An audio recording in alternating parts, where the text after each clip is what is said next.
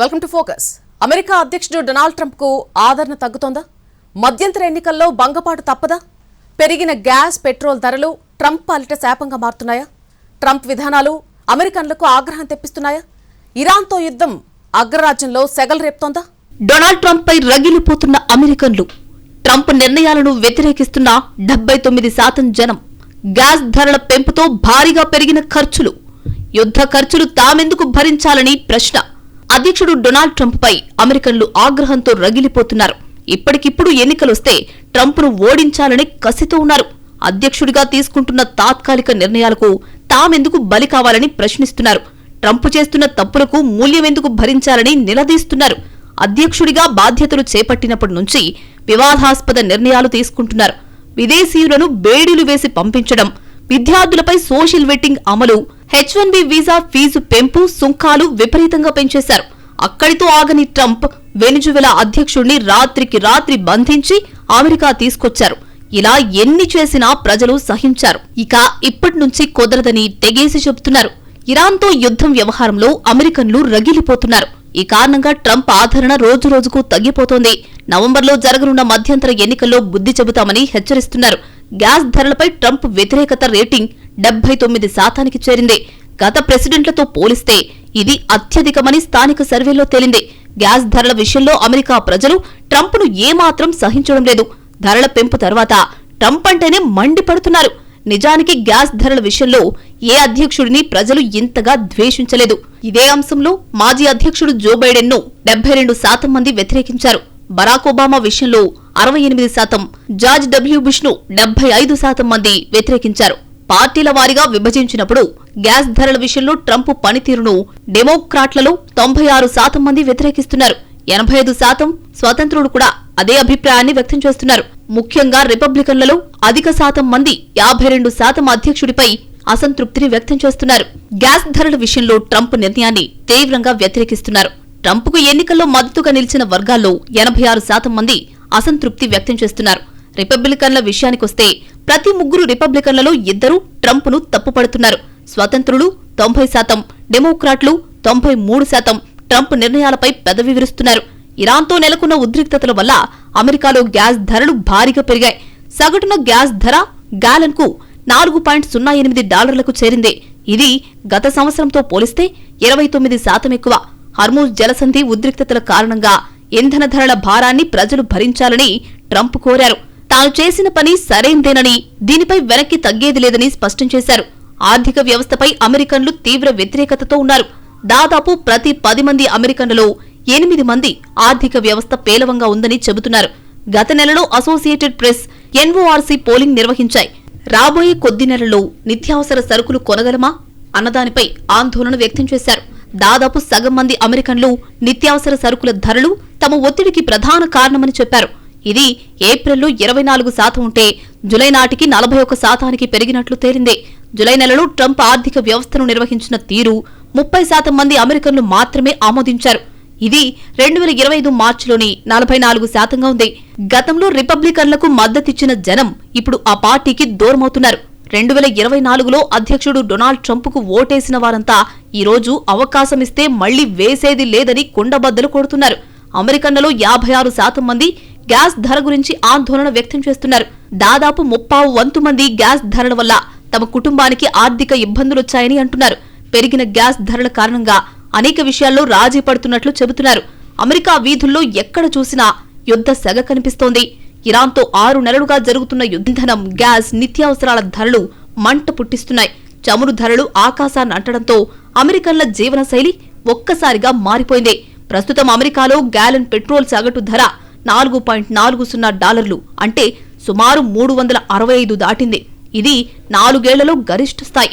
కారులో గ్యాస్ కొట్టించుకోవాలా లేక ఇంట్లోకి ఆహారం కొనాలా అన్న సందిగ్ధంలో పడిపోయారు.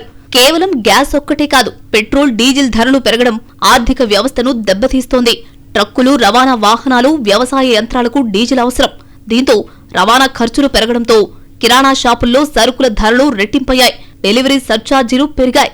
తాము ఆ భారాన్ని కస్టమర్లపై వేక తప్పదని వ్యాపారులు చెబుతున్నారు. యుద్ధం ఆగిపోయినా సప్లై వ్యవస్థలు మళ్లీ సాధారణ స్థితికి రావడానికి, ఇంధన మార్కెట్ స్థిరపడడానికి కనీసం ఏడాది సమయం పడుతుందని అంచనా వేస్తున్నారు. ఇరాన్తో అమెరికాకు ఎలాంటి ముప్పు లేకపోయినా, ఆ దేశం దాడులు చేయకపోయినా యుద్ధానికి దిగారు.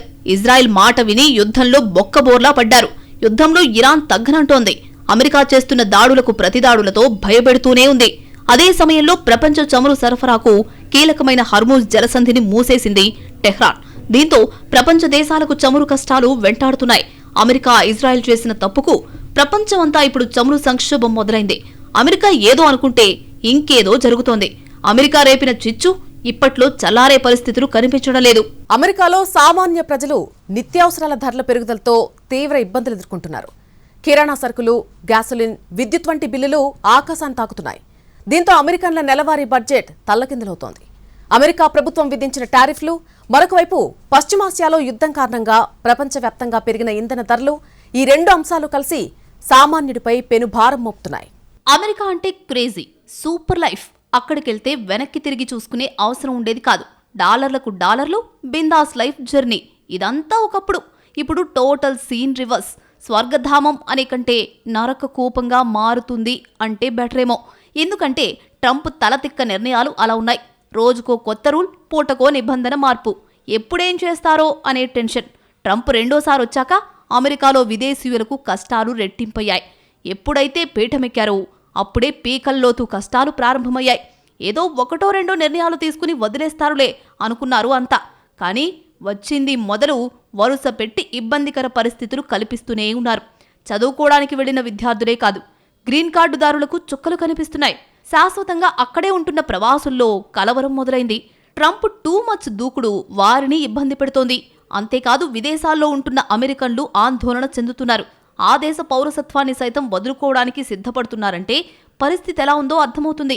ఇరాన్తో యుద్ధం నేపథ్యంలో అమెరికా అధ్యక్షుడు డొనాల్డ్ ట్రంప్కు సొంత దేశంలో ప్రతికూల పవనాలు వీస్తున్నాయి. అమెరికన్లలో ట్రంప్కు ఆదరణ భారీగా పడిపోయినట్లు అనేక సర్వేలు చెబుతున్నాయి. దేశ అధ్యక్ష పదవిని ట్రంప్ నిర్వహిస్తున్న తీరు పట్ల 59% మంది ఓటర్లు అసంతృప్తి వ్యక్తం చేశారు. వీరిలో 47% మంది ట్రంప్ తీరును తీవ్రంగా వ్యతిరేకిస్తున్నట్లు తెలిపారు. 41% మంది మాత్రం ట్రంప్ను సమర్థిస్తున్నట్లు చెప్పారు. అయితే ట్రంప్ అమెరికా అధ్యక్షుడైన 2 పర్యాయాల్లో ఆయన పట్ల అత్యధికంగా వ్యతిరేక అభిప్రాయం వెల్లడింది. మొదటిసారి అధ్యక్ష పదవిని నిర్వహించిన సమయంలో అత్యధికంగా 2017 అక్టోబర్లో 57% మందిలో మాత్రమే వ్యతిరేకత వ్యక్తమైంది. ట్రంప్ విదేశాంగ విధానం పట్ల కూడా అమెరికన్లలో తీవ్ర అసంతృప్తి నెలకొంది. ఏకంగా 62% మంది ఆయన విదేశాంగ విధానం పట్ల పెదవి విరిచారు. ప్రత్యేకించి ఇరాన్తో ఘర్షణ విషయంలో ట్రంప్ వ్యవహార శైలిని 64% మంది తప్పుబడుతున్నారు. ఇరాన్తో యుద్ధం మొదలైన తరువాత అమెరికన్లకు వరుస కష్టాలొస్తున్నాయి. ఒకవైపు నిత్యావసరాలు, మరోవైపు గ్యాస్, చమురు ధరలు అమాంతంగా పెరుగుతున్నాయి. దీనికి తోడు పుండు మీద కారం చల్లినట్లు ధరల భారం భరించాల్సిందేనని ట్రంప్ వ్యాఖ్యానించడంపై ఆగ్రహం వ్యక్తం చేస్తున్నారు. ఇరాన్తో జరుగుతున్న యుద్ధం 6 నెలలుగా కొలిక్కి రావడం లేదు. శాంతి చర్చలు అంటూనే అమెరికా బాంబుల వర్షం కురిపిస్తోంది. ఇరాన్ కూడా అదే స్థాయిలో తిప్పికొడుతోంది. హర్మూజ్ తెరుచుకోకపోవడంతో గ్యాస్, చమురు ధరలు ఊహించని విధంగా పెరుగుతున్నాయి. ఈ ఎఫెక్ట్ అన్ని రంగాలపై పడుతోంది. ట్రంప్ తమ జీవితాలను బాగు చేస్తారు అనుకుంటే ముంచుతున్నారని అమెరికన్లు మండిపడుతున్నారు. ట్రంప్ అధికారంలోకి రాకముందు ఇద్దరి నెలవారీ ఖర్చులు $2,300 ఉండేవి. ఇప్పుడవి $2,500 దాటిపోయాయి. దీంతో కుటుంబాన్ని పోషించడం భారంగా మారింది. ప్రయాణ ఖర్చులు వారానికి $50 నుంచి $70 పెరిగాయి. ఇప్పుడు ఆహారం కూడా తగ్గించుకోవాల్సి వస్తోంది. అమెరికాలోని భారతీయులకు అక్కడి ధరలు చుక్కలు చూపిస్తున్నాయి. మనకిక్కడ ఉచితంగా దొరికే వస్తువులు అక్కడ ఏకంగా 100,000 పలుకుతున్నాయి. అమెరికాలో నివసిస్తున్న భారతీయులు స్థానిక సూపర్ మార్కెట్లలో ధరలను చూసి షాక్ అవుతున్నారు. అమెరికాలోని ప్రముఖ సూపర్ మార్కెట్లో కేవలం 114 గ్రాముల పచ్చిమిర్చి ప్యాకెట్ ధర ఏకంగా మన భారతీయ కరెన్సీలో $400 పలుకుతోంది.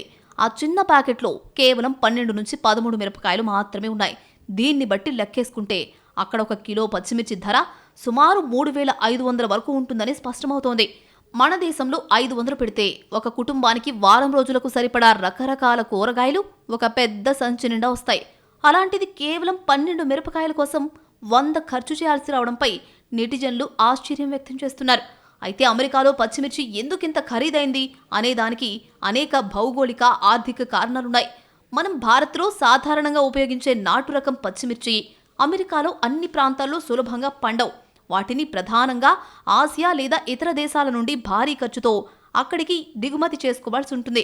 ఈ దిగుమతి ఖర్చులతో పాటుగా వాటిని పాడవకుండా ఉంచడానికి కోల్డ్ స్టోరేజ్, ప్రత్యేకమైన ప్యాకేజింగ్, రవాణా ఛార్జీలు, అమెరికాలో కార్మికులకు చెల్లించే అధిక వేతనాల వల్ల వాటి ధర అమాంతం పెరిగిపోతుంది. అమెరికాలో ప్రజల సగటు ఆదాయం, జీవన వ్యయం, వారి కొనుగోలు శక్తి మన దేశంతో పోలిస్తే చాలా రెట్లు ఎక్కువగా ఉంటాయి. వారు సంపాదించే డాలర్లను మనం నేరుగా రూపాయల్లోకి మార్చి లెక్కేసుకోవడం వల్ల ఆ ధరలు మనల్ని భయపెడుతున్నాయి. ట్రంప్ అంటే తలా తోకా లేని పనులకు కేర్ ఆఫ్. పూటకో మాట, రోజుకో వైఖరి. పదే పదే నిర్ణయాలను, విధానాలను మార్చుకుంటూ నవ్వుల పాలవుతున్నారు. ఈ 6 నెలల్లో ఆయన లెక్కలేనన్ని అనాలోచిత చర్యలకు దిగారు. అమెరికాను గొప్ప దేశంగా మార్చడమేమో గాని కావాల్సిన దానికన్నా ఎక్కువే బదనాం చేస్తున్నారు. అంతర్జాతీయ సమాజం దృష్టిలో ఆ దేశాన్ని పలుచన చేస్తున్నారు. అంతేకాదు, పర్సనల్గా జీవిత కాలానికి సరిపడా అప్రతిష్ట మూటగట్టుకున్నారు. ట్రంప్ తీసుకున్న అన్ని నిర్ణయాలు న్యాయ వివాదాలకు దారితీశాయి. అమెరికా ద్రవ్యోల్బణానికి ముక్కుతాడు వేస్తానన్న వాగ్వాదం నిలుపుకోవడంలోనూ ఘోరంగా విఫలమయ్యారు. నిత్యావసరాల ధరలు చుక్కలు తాకాయి. ఇష్టారాజ్యపు నిర్ణయాలతో అటు ప్రపంచాన్ని, ఇటు అమెరికాను కూడా ఆర్థికంగా ప్రమాదపు టంచుల్లోకి తోసేశారు. ఇరాన్, అమెరికా మధ్య ఫిబ్రవరి 28 నుంచి ఉద్రిక్త పరిస్థితులు నెలకొన్నాయి. శాంతి చర్చల కోసం ఇరు దేశాలు పలుమార్లు పాకిస్తాన్ వేదికగా చర్చలు జరిపాయి. మొదట తాత్కాలిక ఒప్పందంపై సంతకాలు చేసినప్పటికీ పూర్తిస్థాయి ఒప్పందంపై సంతకాలు చేస్తారన్న సమయంలో స్విట్జర్లాండ్ వేదికగా చర్చలు జరగాల్సి ఉండగా పరస్పరం దాడులు చేసుకోవడంతో పరిస్థితి మళ్లీ మొదటికొచ్చింది. ప్రస్తుతం హర్మూజ్ జలసంధి విషయంలో 2 దేశాల మధ్య తీవ్ర స్థాయిలో ఉద్రిక్తత కొనసాగుతోంది. తొలి నుంచి అన్ని అస్తవ్యస్త విధానాలే. 3 నెలల్లో ముచ్చెమటలు, 6 నెలల్లో అడ్డగోలు పనులు, టారిఫ్లపై పూటకు మాట, అన్ని దేశాలతోనూ గిల్లి కజ్జాలు, మతిలేని వలస విధానం, విద్యా సంస్థలపై ఉక్కుపాదం. ఇలా ఏది చూసినా రచ్చరచ్చే. ట్రంప్పై ప్రపంచ దేశాల్లోనే కాదు, అమెరికన్లలో కూడా అసంతృప్తి సెగలు కక్కుతోంది. దేశమంతా వ్యతిరేకత భగ్గుమంటున్నా ట్రంప్ వెనక్కి తగ్గడం లేదు. అగ్రరాజ్యంలో మంటలకు ట్రంపరితనమే కారణం. నచ్చితే ఒక రకంగా, నచ్చకపోతే ఇంకోలా ఉండడమే. రెండోసారి అమెరికా అధ్యక్షుడయ్యాక ఆయనవి అన్ని వివాదాస్పద నిర్ణయాలే.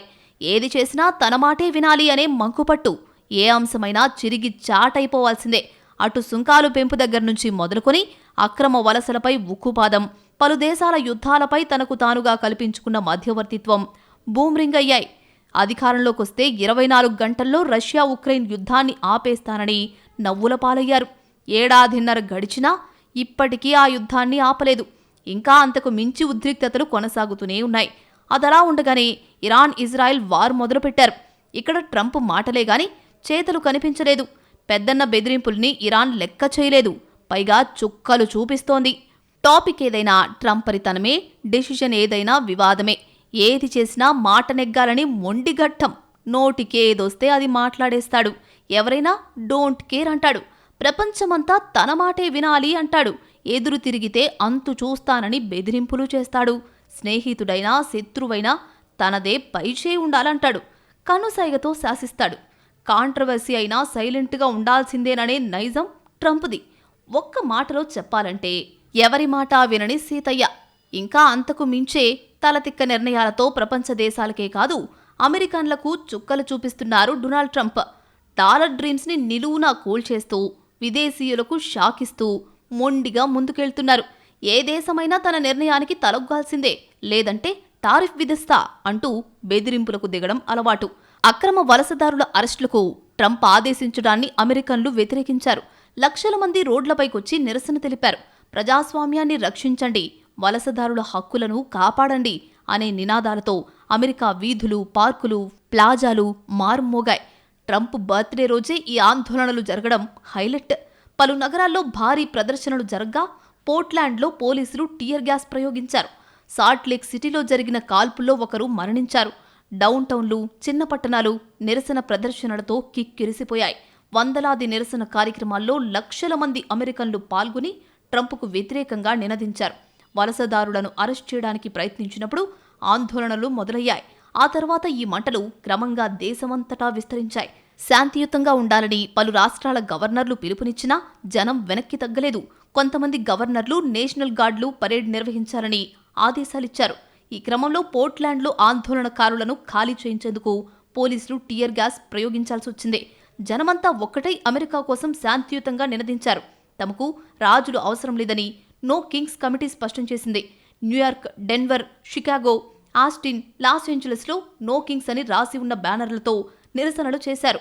ఒక్క సియాటిల్ ఆందోళనలలో ఏకంగా 70,000 మంది ఆందోళనల్లో పాల్గొన్నారు. వాషింగ్టన్లోని లోగాన్ సర్కిల్లో ఆందోళనకారులు ట్రంప్ రాజీనామా చేయాలనే స్లోగన్తో హోరెత్తించారు. భారీ ట్రంప్ బొమ్మను ప్రదర్శించారు. అందులో ట్రంప్ కిరీటం ధరించి బంగారు కమోడుపై కూర్చున్న చిత్రాన్ని ప్రదర్శనలో చూపించారు. వర్జీనియాలోని కల్పెప్పర్లో జరిగిన ర్యాలీపైకి ఓ యువకుడు వాహనంతో దూసుకొచ్చాడు. దీంతో అతన్ని పోలీసులు అరెస్ట్ చేశారు. ఫిలడెల్ఫియా, లాస్ ఏంజలస్లోని సిటీ హాల్ దగ్గర, Minnesota, North Carolina, Texas, Mississippi ప్రాంతాల్లోనూ ఈ నో కింగ్స్ నిరసనలు కొనసాగినా ట్రంప్ మాత్రం వెనక్కి తగ్గలేదు. మొన్నటికి మొన్న లాస్ ఏంజలస్ నిరసనలు కాలిఫోర్నియా ప్రభుత్వం ట్రంప్ మధ్య గొడవగా మారిపోయాయి. నేషనల్ గార్డ్స్ను తమను అడగకుండా పంపించారంటూ అక్కడి అటార్నీ జనరల్ రాబ్ బోంటా ఫెడరల్ దావా వేశారు. గార్డ్స్ను పంపించే ముందు గవర్నర్ పర్మిషన్ తీసుకోలేదని ఆరోపించారు. యుఎస్లో అన్నింటికంటే పెద్ద స్టేట్ అయిన కాలిఫోర్నియా అట్టుడికిపోయింది. లాస్ ఏంజలస్లో ఆందోళనకారులు రచ్చ చేశారు. మరోవైపు ట్రంప్ చేసే పనులు అక్కడి ప్రభుత్వానికి పెద్ద తలనొప్పిగా మారాయి. తమతో సంప్రదించకుండా ట్రంప్ చేస్తున్న పనుల వలన మరింత ఉద్రిక్తత పెరిగిపోయింది. ప్రజా భద్రత కోసం కాకుండా తన ఈగో దెబ్బతినకుండా ఉండడానికి ఈ చర్యలను తీసుకున్నట్లు ఉందని విమర్శించారు. ట్రంప్ పట్ల అమెరికన్లలో వ్యతిరేకత నానాటికి పెరిగిపోతోందని సర్వేలన్నీ చెబుతున్నాయి. పాలనకు జనామోదం విషయంలో ట్రంప్ గత 70 ఏళ్లలోనే అట్టడుగున నిలిచారు.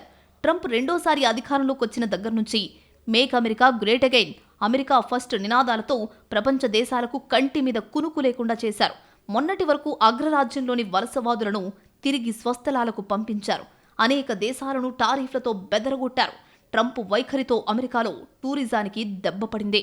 అమెరికాలో ఉపాధి, ఉద్యోగాల కోసం వచ్చే యువత తగ్గిపోయారు. ఈ క్రమంలో స్వదేశంలోనే ట్రంప్కు వ్యతిరేకంగా ఉద్యమాలు జరిగాయి. అధ్యక్షుడిగా ట్రంప్ దేశాన్ని ముందుకు నడిపించే విధానంపై ప్రజల్లో ఇప్పటికీ అనుకూల వైఖరి కంటే వ్యతిరేక వైఖరే ఎక్కువగా కనిపిస్తోంది. ట్రంప్పై ప్రజామోదం, పనితీరు, నిర్ణయాలు దేశాన్ని ఆయన సరైన దిశగా నడిపిస్తున్నారా అంటే లేదనే ఎక్కువ మంది అభిప్రాయం వ్యక్తం చేశారు. మొత్తం మీద ట్రంప్ పనితీరుపై మెజారిటీ జనం పెదవి విరుస్తున్నారు. ఉద్యోగులపై వేటు సహా ఆయన విధానాలకు సొంత రిపబ్లికన్లు 90% మంది సానుకూలత చూపగా ప్రతిపక్ష డెమోక్రాట్లు 90% మంది వ్యతిరేకత వ్యక్తం చేశారు.